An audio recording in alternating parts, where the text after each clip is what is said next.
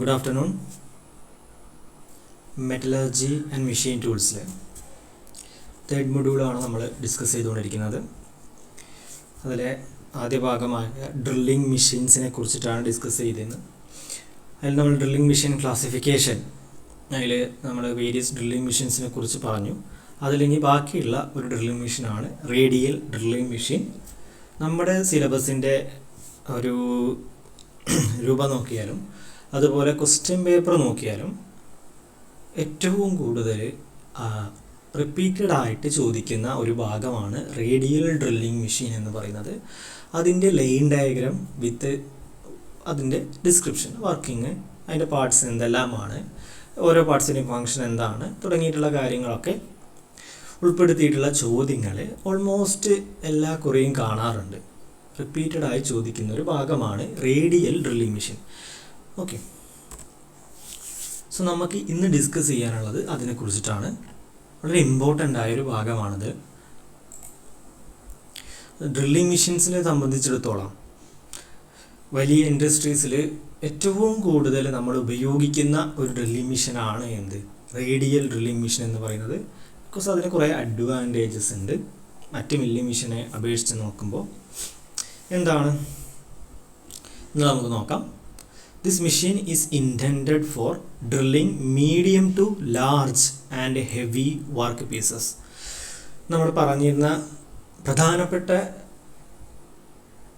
2-3 drilling machines നമ്മൾ കഴിഞ്ഞ ക്ലാസ്സിൽ ഡിസ്കസ് ചെയ്തിരുന്നു. അതിൽ sensitive drilling machine, portable drilling machine, upright drilling machine, ഇവിടെയൊക്കെ നമുക്ക് മാക്സിമം അവിടെ ഹാൻഡിൽ ചെയ്യാൻ പറ്റാവുന്നത് അവിടെയൊക്കെ ലേറ്റ് വർക്ക്സ് ആണ്. അല്ലെങ്കിൽ അപ്രൈറ്റ് ഡ്രില്ലിംഗ് മെഷീൻ ആണെങ്കിൽ തന്നെ അതിൽ നമുക്ക് മീഡിയം ചെയ്യാം, എന്നാലും അവിടെ എന്ത് ചെയ്യാൻ പറ്റത്തില്ല, ഒരു ഹെവി സൈസ് അല്ലെങ്കിൽ ലാർജ് സൈസിലുള്ള വർക്ക് പീസസ് നമുക്ക് എന്ത് ചെയ്യാൻ പറ്റത്തില്ല, ഡ്രില്ല് ചെയ്യാനേ ഈ അപ്രൈറ്റ് ഡ്രില്ലിംഗ് മെഷീൻസിലോ അല്ലെങ്കിൽ അതിന് നമ്മൾ പറഞ്ഞിട്ടുള്ള sensitive drilling machine, portable drilling machine, അവിടെയൊക്കെ എന്താണ്, അത് ബുദ്ധിമുട്ടാണ്.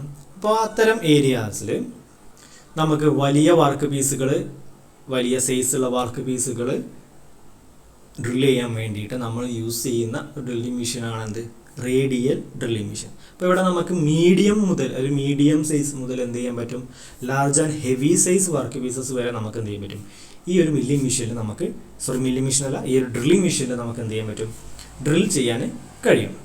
അപ്പം അതിന് കാരണമാവുന്ന അല്ലെങ്കിൽ അത് എങ്ങനെയാണ് നമുക്കത് സാധ്യമാവുന്നത്, അപ്പോൾ അത് എന്തുകൊണ്ടാണ്, അതിന് ആ മെഷീനിന് എന്തുണ്ടാവും, അതിന് ആവശ്യമായിട്ടുള്ള പർട്ടിക്കുലർ പാർട്സുകൾ ഉണ്ടായിരിക്കും. ആ പാർട്സ് എന്ത് ചെയ്യും, ആ ഡിസൈഡ് ഫങ്ഷന് ചെയ്യുന്നതാണ്. അപ്പോൾ എന്തെല്ലാമാണ് അതിൻ്റെ parts? Radial drilling machine consist of a heavy round vertical column supporting a radial arm that carries the drill head. നിങ്ങൾ ശ്രദ്ധിക്കാം, ഇതൊരു റേഡിയൽ ഡ്രില്ലിംഗ് മെഷീൻ്റെ ഫിഗറാണ്. ഈ റേഡിയൽ ഡ്രില്ലിംഗ് മെഷീന് നമ്മൾ പറഞ്ഞു നമുക്കൊരു കോളമുണ്ട്. ആ കോളം എന്ന് പറയുന്നത് റൗണ്ടാണ്, വളരെ ഹെവി ആയിട്ടുള്ളൊരു കോളമാണ്. നമ്മൾ മറ്റ് അപ്രൈറ്റ് ഡ്രില്ലിംഗ് മെഷീൻ എടുത്താലും അതിനെക്കാട്ടും ഹെവി ആയിട്ടുള്ളൊരു കോളമാണ് നമുക്ക് എന്തുള്ളത് ഇവിടെ വരുന്നത്. ആ കോളത്തിൻ്റെ മുകളിൽ എന്ത് ചെയ്തിട്ടുണ്ട്, ഒരു റേഡിയൽ ആം കാണാം. ഒരു റേഡിയൽ ആം നമ്മൾ എന്ത് ചെയ്തിട്ടുണ്ട്, ആ കോളത്തിൻ്റെ മുകളിൽ മൗണ്ട് ചെയ്തിട്ടുണ്ട്. അല്ലെങ്കിൽ ആ റേഡിയൽ ആമിനെ ആര് സപ്പോർട്ട് ചെയ്യുന്നുണ്ട്, ഈ കോളം സപ്പോർട്ട് ചെയ്യുന്നുണ്ട്. ഓക്കെ, ഈ റേഡിയൽ ആമിൻ്റെ മുകളിലാണ് നമ്മുടെ ഡ്രിൽ ഹെഡ് ഇരിക്കുന്നത്. ഇതാണ് നമ്മുടെ drill head. Okay, the column is mounted on A large base. നിങ്ങൾക്ക് നോക്കാം, ഈ കോളം എവിടെയാണ് മൗണ്ട് ചെയ്തിട്ടുള്ളത്, വലിയ ഒരു ലാർജ് ബേസിലാണ്. അപ്രൈറ്റ് ഡ്രില്ലിംഗ് മെഷീനെക്കാട്ടും വലിയ ലാർജ് ബേസിലാണ് നമ്മൾ എന്ത് ചെയ്തിട്ടുള്ളത്, ഈ കോളം മൗണ്ട് ചെയ്തിട്ടുള്ളത്. ഒരു റെക്റ്റാങ്കുലർ ഷേപ്പുള്ള ഹെവി സൈസുള്ള ഒരു കാസ്റ്റിംഗ് ആണ് എന്ത്, ഈ ബേസ് എന്ന് പറയുന്നത്. നമുക്ക് എന്ത് ചെയ്യാൻ പറ്റും, ദ റേഡിയൽ ആം, ശ്രദ്ധിക്കുക, the radial arm can be raised, spelling mistake ഉണ്ട്, can be raised or lowered to accommodate work pieces of different heights. ശ്രദ്ധിക്കുക, ഈ ഒരു റേഡിയൽ ആം നമുക്ക് എന്ത് ചെയ്യാൻ പറ്റും, ഈ കോളത്തിൻ്റെ മുകളിൽ എന്ത് ചെയ്യാൻ പറ്റും, അതിന് താഴോട്ടും മുകളിലോട്ടുമുള്ള മൂവ്മെൻറ്റ് അവിടെ പെർമിറ്റഡ് ആണ്. എന്തിനു വേണ്ടിയിട്ടാണെന്ന് നിങ്ങൾക്കറിയാം, ബിക്കോസ് നമുക്ക് വർക്ക് പീസ് വെക്കേണ്ട ടേബിൾ ഇവിടെ നിങ്ങൾക്ക് കാണാം. ഇതാണ് വർക്ക് പീസ് വെക്കുന്ന ടേബിൾ. ഈ ടേബിൾ നമ്മൾ ഡയറക്റ്റ്ലി എങ്ങോട്ട് മൗണ്ട് ചെയ്തിരിക്കുകയാണ്, നമ്മുടെ ബേസിലേക്ക് മൗണ്ട് ചെയ്തിരിക്കുകയാണ്. നമ്മൾ നേരത്തെ നമ്മുടെ സെൻസിറ്റീവ് ഡ്രില്ലിംഗ് മെഷീൻ ആയാലും അതുപോലെ അപ്രൈറ്റ് ഡ്രില്ലിംഗ് മെഷീൻ ആയാലും നിങ്ങൾ കണ്ടിട്ടുണ്ടായിരിക്കും ടേബിൾ മൗണ്ട് ചെയ്തിട്ടുള്ളത് കൂടി അല്ലെങ്കിൽ ടേബിളിനെ സപ്പോർട്ട് ചെയ്യുന്നതും കൂടി ആരായിരുന്നു അവിടെ? കോളമായിരുന്നു. എന്നാൽ ഇവിടെ നേരെ എന്താണ്? ടേബിൾ നമ്മൾ ഇവിടെ ഈ ബേസിലാണ് എന്ത് ചെയ്തിട്ടുള്ളത്? മൗണ്ട് ചെയ്തിട്ടുള്ളത്. അപ്പോൾ ഇവിടെ ഈ വർക്ക് പീസ് ഇവിടെ വെക്കുന്ന വർക്ക് പീസിൻ്റെ ഹൈറ്റ് ഏതാണോ അതിനനുസരിച്ചിട്ട് നമുക്ക് എന്ത് ചെയ്യണം? ഈ റേഡിയൽ ആം താഴോട്ടും മുകളിലോട്ടും മൂവ്മെൻറ്റ് നടക്കണം. എന്നാൽ ആ വർക്ക് പീസിനനുസരിച്ചിട്ട് നമുക്ക് ഡ്രിൽ സ്പിൻഡിൽ സെറ്റ് ചെയ്യാൻ കഴിയുള്ളൂ. അപ്പോൾ അതിന് വേണ്ടി റേഡിയൽ ആമിന് എന്ത് ചെയ്യാൻ പറ്റും? ഈ കോളത്തിൻ്റെ മുകളിൽ താഴോട്ടും മുകളിലോട്ടും മൂവ് ചെയ്യാൻ പറ്റും. Okay, the arm may be swung around the column to any position over the bed. Also വേറൊരു കാര്യം കൂടി ഇവിടെയുണ്ട്. ഈ പറയുന്ന ആമിന് എന്ത് ചെയ്യാൻ പറ്റും? ഈ കാണുന്ന റേഡിയൽ ആം എന്നാണ് നമ്മൾ വിളിക്കുന്നത്. ഓക്കെ, റേഡിയൽ ആം എന്നാണ് ഇതിനെ വിളിക്കുന്നത്. അതുകൊണ്ടാണ് ഇതിന് റേഡിയൽ ഡ്രില്ലിംഗ് മെഷീൻ എന്നുള്ള പേര് വരാനുള്ള കാരണം. ഈ പറയുന്ന ആമിന് ഈ കോളത്തിന് സെൻറ്ററായിട്ട് എന്ത് ചെയ്യാൻ പറ്റും? ഏതൊരു പൊസിഷനിലേക്കും എന്ത് ചെയ്യാം? സ്വങ് ചെയ്യാം അല്ലെങ്കിൽ റൊട്ടേറ്റ് ചെയ്യാൻ പറ്റും. ഓക്കെ, ഈ അറൗണ്ട് ദ കോളം ഏതൊരു പൊസിഷനിലേക്ക് എന്ത് ചെയ്യാൻ പറ്റും? ഈ ആമിനെ നമുക്ക് എന്ത് ചെയ്യാൻ പറ്റും? റൊട്ടേറ്റ് ചെയ്യാം. അതായത് 360 ഡിഗ്രി വരെ നമുക്ക് എന്ത് ചെയ്യാം? ഈ ആമിനെ നമുക്ക് റൊട്ടേറ്റ് ചെയ്യാം. ഓക്കെ, അപ്പോൾ ഏതൊരു പൊസിഷനിലേക്ക് നമുക്കതിനെ റൊട്ടേറ്റ് ചെയ്യാൻ പറ്റും. ആൾസോ വേറൊരു കാര്യം കൂടി പറയുന്നുണ്ട്. The drill head containing mechanisms for rotating and feeding the drill can be moved horizontally on the gateways and clamped at any desired position. എന്താ പറയുന്നത്? നമുക്കൊരു ഡ്രിൽ ഹെഡ് ഉണ്ട്. ആ ഡ്രിൽ ഹെഡ് എവിടെയാണ് കൊടുത്തിട്ടുള്ളത്? ഡ്രിൽ ഹെഡ് എവിടെ കൊടുത്തിട്ടുള്ളത്? റേഡിയൽ ആമിലാണ്. ആ ഡ്രിൽ ഹെഡ് എന്തെല്ലാം പർപ്പസാണ് ആ ഡ്രിൽ ഹെഡ് ചെയ്യുന്നത്? ഒന്ന്, ഈ ഡ്രിൽ സ്പിൻഡിലെ നമ്മളെ ഡ്രില്ലിനെ റൊട്ടേറ്റ് ചെയ്യിക്കുക. അല്ല, റൊട്ടേറ്റ് ചെയ്യണമല്ലോ, കട്ടിങ് ആക്ഷൻ നടക്കണമെങ്കിൽ റൊട്ടേറ്റ് ചെയ്യണം. റൊട്ടേഷൻ മാത്രം പോരാ, നമുക്ക് എന്ത് ചെയ്യും വേണം? ആ ഡ്രില്ലിനെ ഫീഡ് ചെയ്യും കൂടി വേണം നമ്മുടെ വർക്ക് പീസിലേക്ക്. അപ്പോൾ അതിനാവശ്യമായ വിവിധ തരത്തിലുള്ള സ്പീഡുകൾ കൊടുക്കുക, അതുപോലെ വിവിധ തരത്തിലുള്ള ഫീഡുകൾ കൊടുക്കുക എന്നുള്ളത് ആരുടെ പർപ്പസാണ്? ഈ ഡ്രിൽ ഹെഡിൻ്റെ പർപ്പസാണ്. അപ്പോൾ അതിനുള്ള മെക്കാനിസം എന്ത് ചെയ്തിട്ടുണ്ടാവും? ഇതിൽ പ്രൊവൈഡ് ചെയ്തിട്ടുണ്ടാവും. ആ ഡ്രിൽ ഹെഡിന് എന്ത് ചെയ്യാൻ പറ്റും? ഈ കാണുന്ന റേഡിയൽ ആമിൻ്റെ മുകളിലൂടെ എന്ത് ചെയ്യാൻ പറ്റും? ഹൊറിസോണ്ടലി നമുക്ക് മൂവ് ചെയ്യാനുള്ളൊരു ഫെസിലിറ്റിയും കൂടിയുണ്ട്. ഓക്കെ, ഹൊറിസോണ്ടലി മൂവ് ചെയ്യാനും കൂടി പറ്റും. ഓക്കെ, അപ്പോൾ അതിന് വേണ്ടിയിട്ടുള്ള സൈഡ് വേസ് എന്ത് ചെയ്തിട്ടുണ്ടാവും? ഇതിന് മുകളിൽ പ്രൊവൈഡ് ചെയ്തിട്ടുണ്ടാവും. അപ്പോൾ ഇവിടെ നമുക്കിപ്പോൾ എന്തൊക്കെ 3 മൂവ്മെൻറ്റ് നമുക്ക് കിട്ടി. ഒന്ന്, ഈ റേഡിയൽ ആമിനെ കോളത്തിൻ്റെ മുകളിൽ താഴോട്ടും മുകളിലോട്ടും നമുക്ക് എന്ത് ചെയ്യാൻ പറ്റും? മൂവ് ചെയ്യാൻ പറ്റും. അത് വെച്ച് വർക്ക് പീസിൻ്റെ ഹൈറ്റ് അത് വെച്ച് നമുക്ക് സെറ്റ് ചെയ്യാം. അതുപോലെ ഈ ഒരു ആമിനെ അറൗണ്ട് ദ കോളം എന്ത് ചെയ്യാം? റൊട്ടേറ്റ് ചെയ്യാൻ കഴിയും ഏതൊരു പൊസിഷനിലേക്കും. അപ്പോൾ എത്ര വലിയ വർക്ക് പീസ് ആണെങ്കിലും നമുക്ക് എന്ത് ചെയ്യാൻ പറ്റും? ആ ഒരു വർക്ക് പീസിനെ ഇതിൽ അക്കോമഡേറ്റ് ചെയ്യാൻ കഴിയും. വലിയ ലാർജ് സൈസുള്ള വർക്ക് പീസിനെ നമുക്ക് അക്കോമഡേറ്റ് ചെയ്യാൻ കഴിയും. കാരണം ത്രൂ ഔട്ട് 360 ഡിഗ്രി ഇതിന് എന്ത് ചെയ്യാം? റൊട്ടേറ്റ് ചെയ്യാനുള്ളൊരു ഇതുണ്ട്. അതുപോലെ നമുക്ക് എന്ത് ചെയ്യാം? ഈ വർക്ക് പീസ് ശ്രദ്ധിക്കാം, ഈ റേഡിയൽ ആമിൻ്റെ മുകളിൽ കൊടുത്തിട്ടില്ല. ഡ്രിൽ ഹെഡിന് എന്ത് ചെയ്യാൻ പറ്റും? ഈ റേഡിയൽ ആമിൻ്റെ മുകളിലൂടെ മൂവ് ചെയ്യാം. അപ്പോൾ ഈ വലിയ വർക്ക് പീസുകളൊക്കെ ആണെങ്കിൽ, ഇപ്പോൾ ഇത്രയും വലിയ വർക്ക് പീസൊക്കെ ആണെങ്കിൽ നമുക്ക് എന്ത് ചെയ്യാൻ പറ്റും? അത് ഇവിടെ വേണം, ഇവിടെ ഡ്രിൽ ചെയ്യണമെങ്കിൽ എന്ത് ചെയ്യാൽ മതി? ഈ ആളെ ഇങ്ങോട്ട് കൊണ്ടുവന്ന് വെച്ചാൽ മതി. ഇനിയിപ്പോൾ നിങ്ങൾക്ക് ഇവിടെ ഡ്രിൽ ചെയ്യണമെന്നുണ്ടെങ്കിൽ എന്താ മതി? ഇയാളെ ഇങ്ങോട്ട് കൊണ്ടുവച്ചാൽ മതി. ഓക്കെ, ഒരു ലാർജ് സൈസ് വർക്ക് പീസസ് നമുക്ക് എന്ത് ചെയ്യാൻ പറ്റും? ഡ്രിൽ ചെയ്യാൻ പറ്റും. എന്നാൽ മറ്റ് നമ്മൾ നേരത്തെ കഴിഞ്ഞ ക്ലാസ്സിൽ പറഞ്ഞിട്ടുള്ള അപ്രൈറ്റ് ആണെങ്കിലും അതുപോലെ സെൻസിറ്റീവ് ഡ്രില്ലിംഗ് മെഷീൻ ആണെങ്കിലൊക്കെ നമുക്ക് എന്ത് ചെയ്യാൻ പറ്റത്തില്ല. അങ്ങനെ വലിയ സൈസുള്ള വർക്ക് പീസസ് ഒന്നും ചെയ്യാൻ കഴിയില്ല. കാരണം അവിടെ ആ ഡ്രിൽ ഹെഡിൻ്റെ പൊസിഷൻ അവിടെ എന്തായിരുന്നു? അത് ഹൊറിസോണ്ടലി അതിന് യാതൊരു മൂവ്മെൻറ്റും കഴിയില്ല. ഈ ഒരു പൊസിഷൻ അവിടെ ഫിക്സഡ് ആയിരുന്നു. അതുകൊണ്ട് അത് നടക്കില്ല. അതുകൊണ്ട് ആ ഒരു ഡിസഡ്വാൻറ്റേജ് ഇവിടെ എന്ത് ചെയ്തിട്ടുണ്ട്? ഓവർകം ചെയ്തിട്ടുണ്ട്. അതുവഴി നമുക്ക് എന്ത് ചെയ്യാൻ പറ്റും? വലിയ സൈസുള്ള വർക്ക് പീസ്, ലാർജ് സൈസുള്ള വർക്ക് പീസസ് എന്ത് ചെയ്യാൻ പറ്റും? ഡ്രിൽ ചെയ്യാൻ കഴിയും. So these 3 movements of the machine, when combined together, permit the drill to be located at any desired point on a large workpiece for drilling hole. അപ്പോൾ ഈ പറഞ്ഞ 3 movement നമ്മൾ കമ്പൈൻ ചെയ്യുകയാണ്. അത് 3 ഒപ്പം നമ്മൾ കമ്പൈൻ ചെയ്താൽ നമുക്ക് എന്ത് ചെയ്യാൻ പറ്റും? ഏതൊരു പൊസിഷനിലും ഏതൊരു ഡിസൈഡ് പോയിന്റിലും വർക്ക് പീസിൻ്റെ ഏതൊരു ഡിസൈഡ് പോയിന്റിലും നമുക്ക് വേണമെങ്കിൽ എന്ത് ചെയ്യാം? ഡ്രില്ല് ചെയ്യാൻ ഇവിടെ സാധ്യമാണ്. ഓക്കെ, ആ ഒരു അഡ്വാൻറ്റേജ് ആണ് റേഡിയൽ ഡ്രില്ലിംഗ് മെഷീൻ സംബന്ധിച്ചിടത്തോളം ഉള്ളത്. സോ നിങ്ങൾക്ക് ഫിഗർ കാണാവുന്നതാണ്. ഇത് അതിൻ്റെ ആക്ച്വൽ ഫിഗർ ആണ്. നമ്മൾ ഇതിൻ്റെ ലൈൻ ഡയഗ്രാംസ് ആണ് നമ്മൾ എന്ത് ചെയ്യുക, നമ്മൾ ലൈൻ ഡയഗ്രാം വെച്ചിട്ടാണ് കാര്യങ്ങളൊക്കെ എന്ത് ചെയ്യാറ്, എക്സ്പ്ലെയിൻ ചെയ്യാറും പഠിക്കാറൊക്കെ. അപ്പോൾ ലൈൻ ഡയഗ്രാം നിങ്ങൾ എന്ത് ചെയ്യുക, പഠിക്കുക. ഇതാണ് അതിൻ്റെ ലൈൻ ഡയഗ്രാം. ഇപ്പോൾ നമ്മൾ പറയുന്നത് ഇതിൽ കാണുന്ന പോലെ തന്നെ എന്ത് ചെയ്യണമെന്നില്ല, അതേപടി ഇങ്ങനെ എന്ത് ചെയ്യണം, വരയ്ക്കണമെന്നില്ല. ബട്ട് ഇതിൽ പറയുന്ന കംപ്ലീറ്റ് പാർട്ടുകളും ഒരു ലൈൻ സ്കെച്ച് ആയിട്ട് എന്ത് ചെയ്യാൻ പറ്റണം, അതിൻ്റെ ഏകദേശ രൂപത്തിൽ എന്ത് ചെയ്യാൻ പറ്റണം, നിങ്ങൾക്ക് വരച്ച് വെക്കാൻ കഴിയണം. അപ്പോൾ അത് മനസ്സിലാക്കുന്നത് എങ്ങനെയാണ്, ഇതിൽ എന്തെല്ലാം പാർട്സ് ആണുള്ളത്, എന്താണ് അതിൻ്റെ ഫംഗ്ഷൻ എന്നതിനെ അടിസ്ഥാനപ്പെടുത്തിയിട്ടാണ് നമ്മൾ എന്ത് ചെയ്യുന്നത്, ഇത് മനസ്സിലാക്കി വരയ്ക്കേണ്ടത്. അപ്പോൾ ഈ റേഡിയൽ ഡ്രില്ലിംഗ് മെഷീൻ്റെ പാർട്സുകൾ നമുക്കൊന്ന് ഡീറ്റെയിൽഡ് ആയിട്ട് നോക്കാം. അപ്പോൾ ഫസ്റ്റ് പാർട്ട് എന്ന് പറയുന്നത് എന്താണ്, ബേസ് ആണ്. ബേസ് നിങ്ങൾക്ക് അറിയാവുന്നതാണ്. ബേസിൻ്റെ മുകളിലാണ് നമ്മുടെ കോളം മൗണ്ട് ചെയ്തിട്ടുള്ളത്. അതുപോലെ തന്നെ നമ്മുടെ വർക്ക് ടേബിൾ എന്ത് ചെയ്തിട്ടുള്ളത്, മൗണ്ട് ചെയ്തിട്ടുള്ളത്. ചില സമയത്ത് വലിയ വർക്ക് പീസുകളൊക്കെ ആണെങ്കിൽ എന്ത് ചെയ്യും, ഈ വർക്ക് ടേബിൾ ചിലപ്പോൾ നമ്മൾ ഒഴിവാക്കിയിട്ട് വർക്ക് പീസ് ചിലപ്പോൾ എന്ത് ചെയ്യും, ഈ ബേസിൻ്റെ മുകളിൽ തന്നെ എന്ത് ചെയ്യാം, നമുക്ക് കൊടുക്കാവുന്നതാണ് കേട്ടോ. അപ്പോൾ അതിന് വേണ്ടിയിട്ടുള്ള സ്ലോട്ട്സുകളൊക്കെ എന്ത് ചെയ്യും, ചിലപ്പോൾ ഈ ബേസിൻ്റെ മുകളിൽ ഇതേപോലത്തെ ടീ സ്ലോട്ടുകൾ എന്ത് ചെയ്യും, കൊടുത്തിട്ടുണ്ടാകും. ഇതൊരു ടീ സ്ലോട്ടുകളാണ്. ആ വർക്ക് പീസസ് മൗണ്ട് ചെയ്യാൻ വേണ്ടിയിട്ടാണ്, എന്നിട്ട് നമുക്ക് ടൈറ്റ് ചെയ്ത് നിർത്താൻ വേണ്ടിയിട്ടാണ്, നട്ട് ബോൾട്ട് വെച്ചിട്ട് ടൈറ്റ് ചെയ്യാൻ വേണ്ടിയിട്ടാണ്. ഓക്കെ, അപ്പോൾ അതിന് വേണ്ടിയിട്ടുള്ള കാര്യങ്ങൾ ചിലപ്പോൾ എന്ത് ചെയ്യാം, ബേസിൽ കൊടുത്തിട്ടുണ്ടാവും. പിന്നെ എന്താണ് കോളം. കോളം എന്ന് പറയുന്നത് ഹെവി കോളമാണ്, റൗണ്ട് ഷേപ്പാണ് കോളത്തിന് വരുന്നത്. ദെൻ നമുക്ക് പിന്നെ വരുന്നത് റേഡിയൽ ആം ആണ്. ഇതാണ് നമ്മുടെ എന്ത്, റേഡിയൽ ആം. പിന്നെ ഉള്ളത് എന്താണ്, motor for elevating the arm. Motor for elevating the arm. ആമിനെ എലിവേറ്റ് ചെയ്യുക. ആമിനെ എലിവേറ്റ് ചെയ്യുക എന്ന് പറഞ്ഞാൽ ഈ റേഡിയൽ ആമിനെ ഈ കോളത്തിൻ്റെ അല്ലേ ഈ ഒരു മൂവ്മെൻറ്റ് പെർമിറ്റ് ചെയ്യാൻ വേണ്ടിയിട്ട്, അതിനെ താഴോട്ടും മുകളിലോട്ടും മൂവ് ചെയ്യാൻ വേണ്ടിയിട്ട്, അലോങ് ദ കോളം മൂവ് ചെയ്യാൻ വേണ്ടിയിട്ട് അവിടെ ഒരു എലിവേറ്റിംഗ്, ആ ഒരു എലിവേഷൻ, അതിനൊരു പവർ വേണമല്ലോ. അത് നടത്തണമെന്നുണ്ടെങ്കിൽ എന്ത് വേണം, ഒരു പവർ കൊടുക്കണം. ആ പവർ കൊടുക്കുന്ന മോട്ടോറാണ് എന്ത്, ഈ 4 എന്ന് പറയുന്നത്. അത് നമ്മൾ ഡയറക്റ്റ്ലി എന്തിൻ്റെ മുകളിലാണ് മൗണ്ട് ചെയ്തിട്ടുള്ളത്, ഈ കോളത്തിൻ്റെ മുകളിൽ മൗണ്ട് ചെയ്തിട്ടുണ്ട്. അപ്പോൾ അതിന് വേണ്ടിയിട്ട് സെപ്പറേറ്റ് ആ മൂവ്മെൻറ്റ് പെർമിറ്റ് ചെയ്യാൻ നമുക്ക് അവിടെ നിന്ന് കിട്ടുന്ന പവർ ഈ ഒരു റേഡിയൽ ആമിലേക്ക് കിട്ടണം. അതിനനുസരിച്ച് റേഡിയൽ ആം എന്ത് ചെയ്യണം, മുകളിലോട്ടും താഴോട്ടും മൂവ് ചെയ്യണം. അപ്പോൾ ഈ മോട്ടോർ ഒരു പർട്ടിക്കുലർ ഡയറക്ഷനിൽ, മോട്ടോർ എന്തായാലും ഒരു ഡയറക്ഷനിലാവും കറങ്ങുക.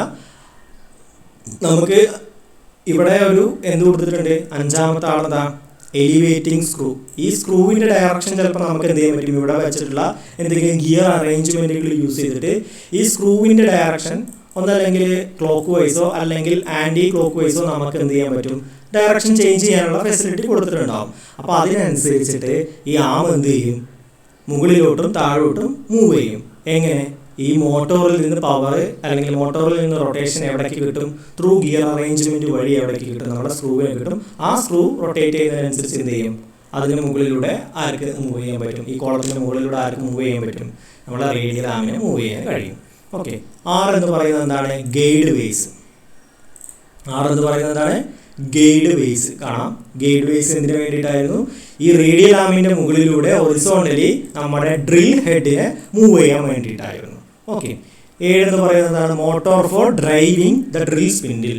നമ്മുടെ ഡ്രിൽ സ്പിൻഡിൽ നിങ്ങൾക്ക് കാണാം, 9ാമത്തെ ആളാണ് ഈ കാണുന്ന ആളാണത് ഡ്രിൽ സ്പിൻഡിൽ. ഈ സ്പിൻഡിലിൻ്റെ മുകളിലാണ് നമ്മൾ എന്ത് ചെയ്യുന്നത്, ടൂൾ ഹോൾഡിംഗ് ഡിവൈസസ്, അതായത് ഡ്രിൽ ബിറ്റിനെ ഹോൾഡ് ചെയ്യാൻ പറ്റുന്ന ടൂൾ ഹോൾഡിംഗ് ഡിവൈസസ് ഉണ്ട്.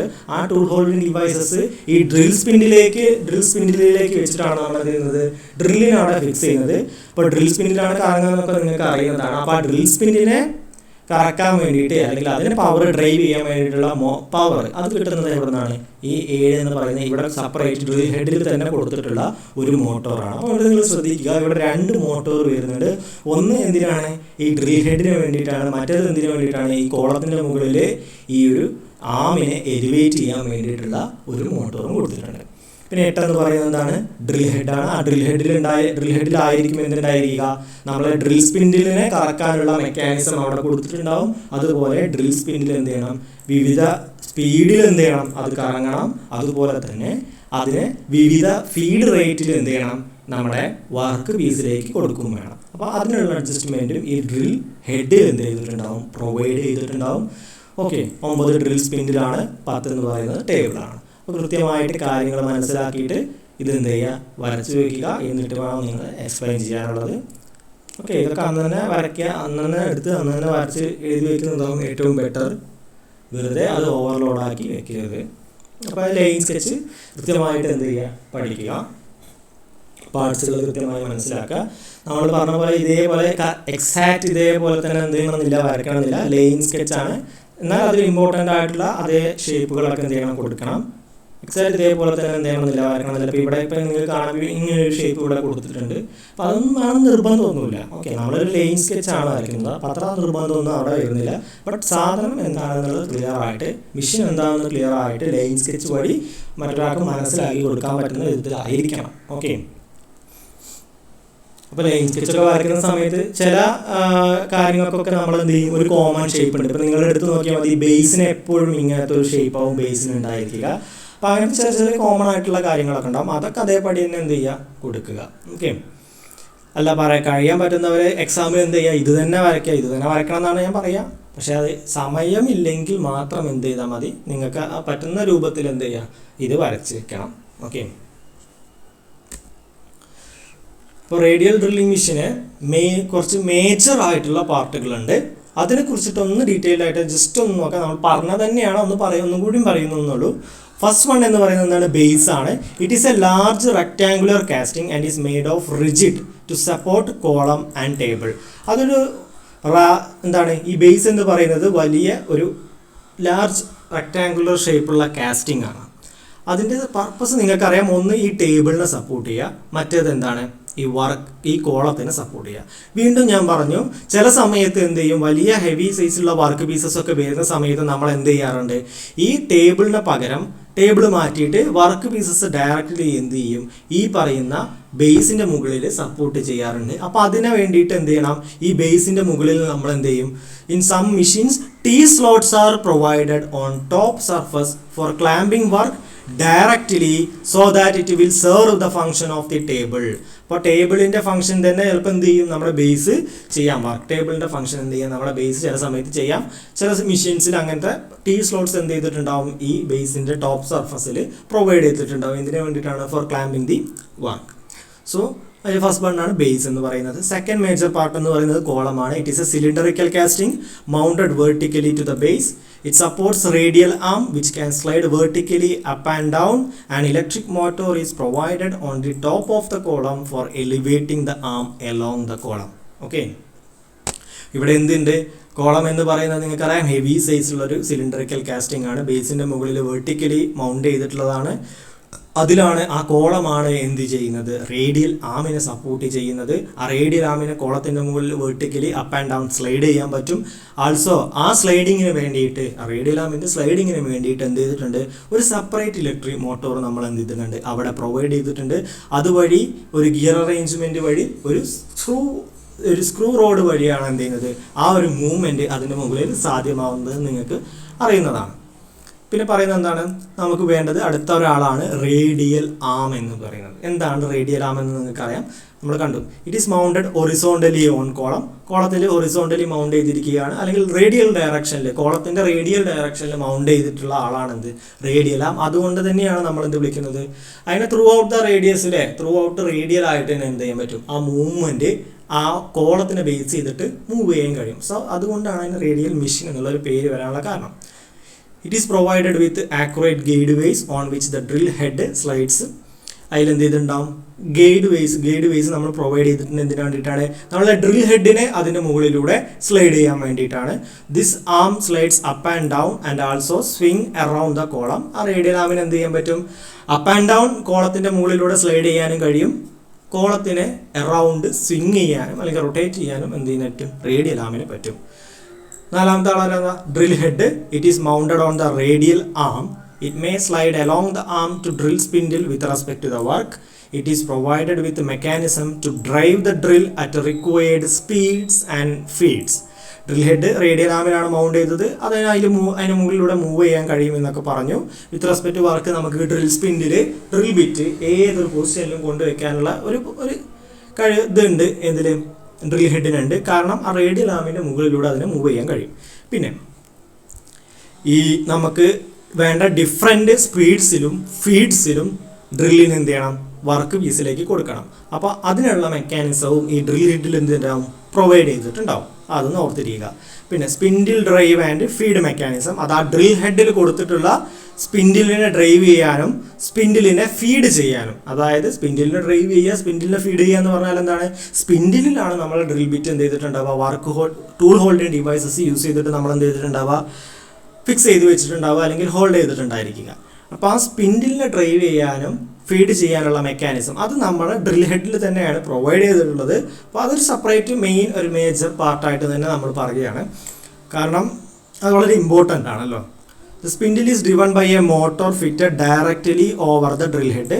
നമുക്കറിയാം സ്പിൻഡിലിനെ ഡ്രൈവ് ചെയ്യാനും അതുപോലെ ഫീഡ് ചെയ്യാനും എന്തുണ്ട്, നമ്മളൊരു ഡ്രിൽ ഹെഡിൻ്റെ മുകളിൽ തന്നെ നമ്മൾ എന്ത് ചെയ്തിട്ടുണ്ട്, മോട്ടോറിനെ മൗണ്ട് ചെയ്തിട്ടുണ്ട്.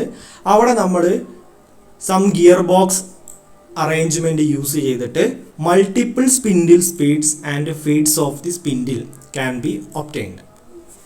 അതായത് നമുക്ക് എന്ത് ചെയ്യാൻ പറ്റും, അവിടെ പവർ ഇലക്ട്രിക് മോട്ടോറിൽ നിന്ന് കിട്ടുന്നു, ഡ്രൈവ് ഇലക്ട്രിക് മോട്ടോറിൽ നിന്ന് കിട്ടുന്നു, എന്നിട്ട് അതൊരു ഗിയർ ബോക്സ് വഴി നമുക്ക് എന്ത് ചെയ്യാൻ പറ്റും, സ്പിൻഡിലിൻ്റെ ഡിഫറെൻറ്റ് സ്പീഡ്സിലും അതുപോലെ തന്നെ സ്പിൻഡിലിൻ്റെ ഡിഫറെൻറ്റ് ഫീഡ്സിലും നമുക്ക് എന്ത് ചെയ്യാൻ പറ്റും, വർക്ക് പീസിലേക്ക് കൊടുക്കാൻ സാധിക്കും. ഓക്കെ, അതാണ് ആ സ്പിൻഡിൽ ഡ്രൈവ് ആൻഡ് ഫീഡ് മെക്കാനിസത്തിൻ്റെ പർപ്പസ്.